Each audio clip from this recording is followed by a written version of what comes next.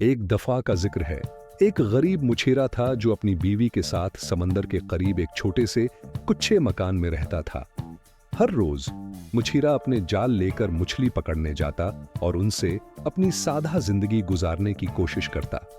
एक दिन मुछेरे ने एक गैर मामूली मछली पकड़ी जो सोने की तरह चमक रही थी और इंसानी आवाज में बोल रही थी, बराह करम मुझे जाने दो। मछली ने इल्तिजा की, मैं एक जादुई शहजादा हूं, अगर तुम मुझे छोड़ दो तो मैं तुम्हारी हर ख्वाहिश पूरी कर दूंगा।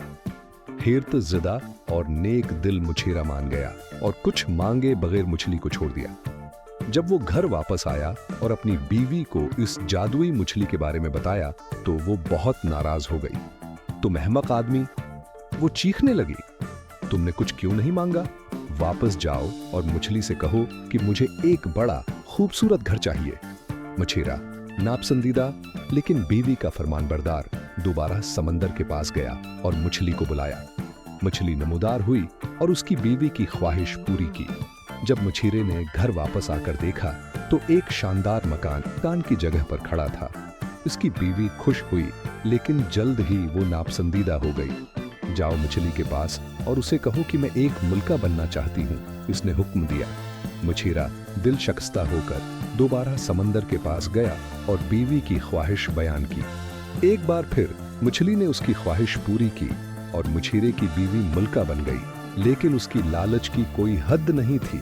उसने मछेरा को मछली के पास मजीद और मजीद शानदार मुतालबात के साथ भेजते रहे। हर बार मछली ने नापसंदीदा पूरा किया। आखिरकार उसने सूरज और चांद की हुक्मरानी की ख्वाहिश की। जब मछेरा ने ये आखिरी ख्वाहिश बयान की तो मछली ने गहरी सांस ली और कहा, तुम्हारी बीवी बहुत ज्यादा चाहती है, घर वापस जाओ क्योंकि उसे वही मिलेगा जो वो वाकई हकदार है। मछेरा वापस आया और देखा कि उनका शानदार महल गायब था और उनका सादा सा कच्चा है मकान बेहाल हो चुका था।